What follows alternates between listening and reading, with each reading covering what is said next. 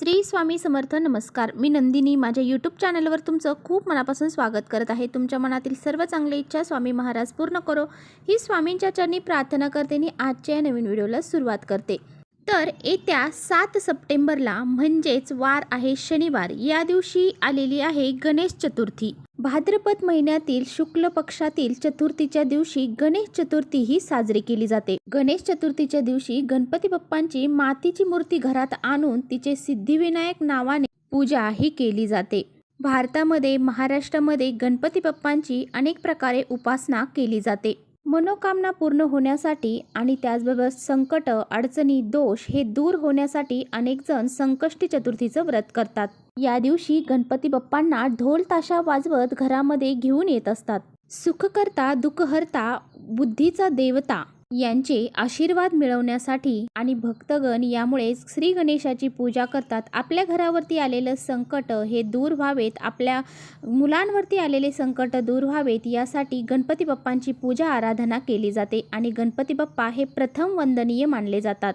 तर अशा ह्या मंगलमय वातावरणामध्ये गणपती बाप्पांची पूजा आराधना तर आपल्याला करायचीच आहे. गणपती बाप्पांची प्राणप्रतिष्ठा देखील आपल्याला या दिवशी करायची आहे आणि या दिवशी आपल्याला खास करून काही उपाय देखील करायचे आहेत. तर या दिवशी आपल्याला हिरव्या मुगाचा अतिशय प्रभावशाली उपाय करायचा आहे आणि हा उपाय जर आपण केला तर प्रत्येक आईने आपल्या मुलांसाठी हा जर उपाय केला तर मुलांचे सर्व विघ्न, अडचणी दूर होऊन जातील.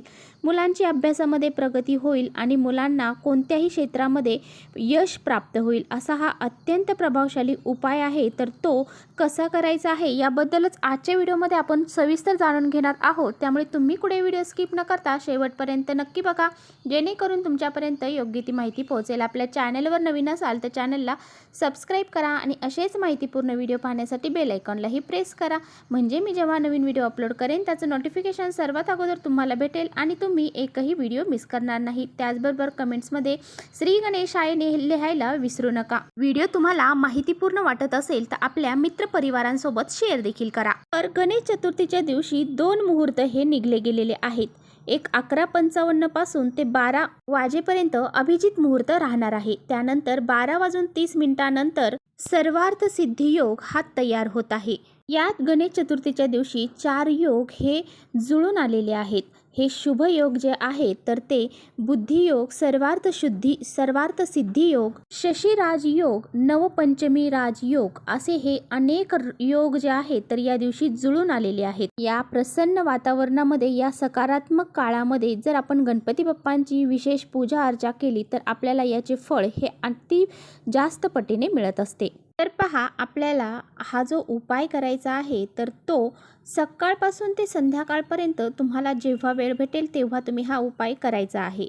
तर आपल्या मुलांच्या उज्ज्वल भविष्यासाठी, मुलांचे सर्व संकट, विघ्न, अडचणी दूर होण्यासाठी, त्याचबरोबर मुलांची अभ्यासामध्ये, नोकरीमध्ये प्रगती होण्यासाठी आपण हा जो उपाय आहे तर तो करणार आहोत. तर पहा, प्रत्येक आईवडिलांची इच्छा असते की आपल्या मुलांचं भविष्य हे चांगलं असावं, आपल्या मुलांना कोणतेही संकट, अडचणी त्यांच्या त्या यशामध्ये येऊ नये असं वाटत असतं आणि त्यासाठी ते खूप प्रयत्न आणि मेहनत देखील करत असतात.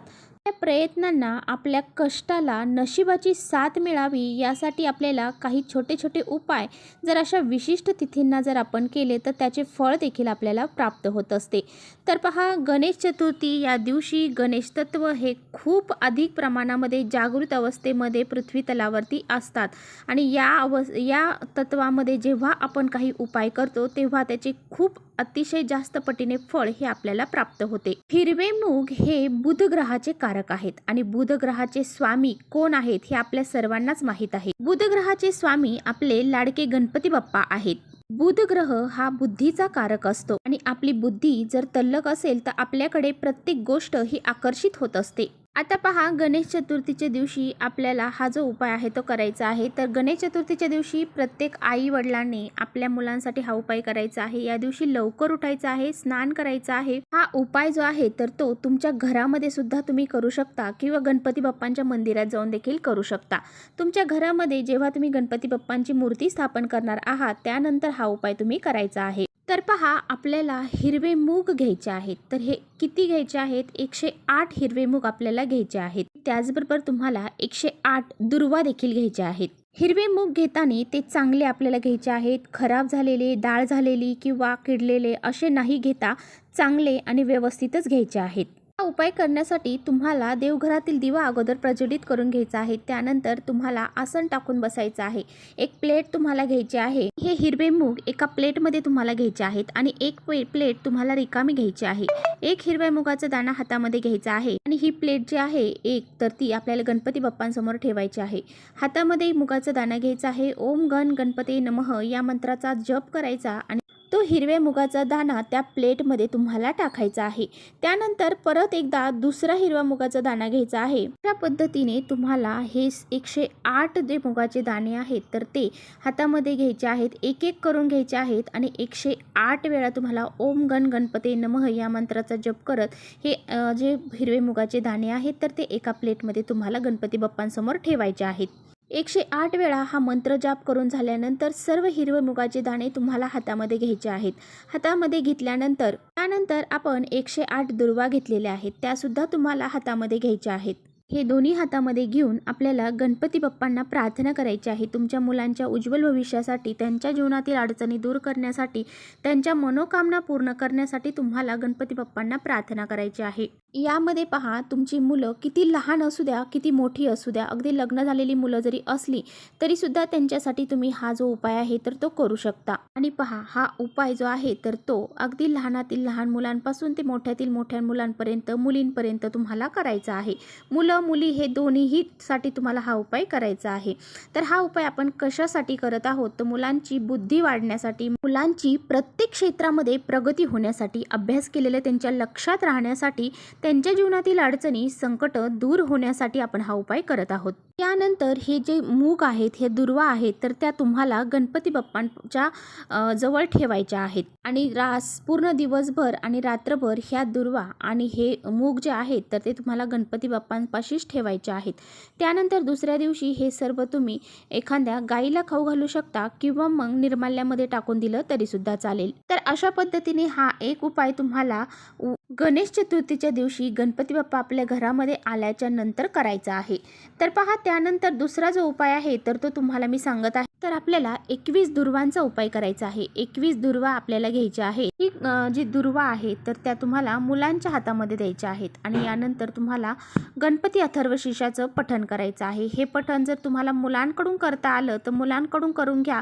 मुलं जर लहान असतील तर तुम्ही स्वतः केलं तरी सुद्धा चालेल. आणि गणपती अथर्वशीर्ष आपल्याला 11 वेळेस पठण करायचं आहे. आता 11 वेळेस शक्य नसेल तर तुम्ही एक वेळा म्हटले तरी सुद्धा चालेल. यानंतर ह्या ज्या दुर्वा आहेत मुलांच्या हातामध्ये दिलेल्या तर ह्या दुर्वा मुलांकडूनच तुम्हाला गणपती बाप्पांना अर्पण करायच्या आहेत.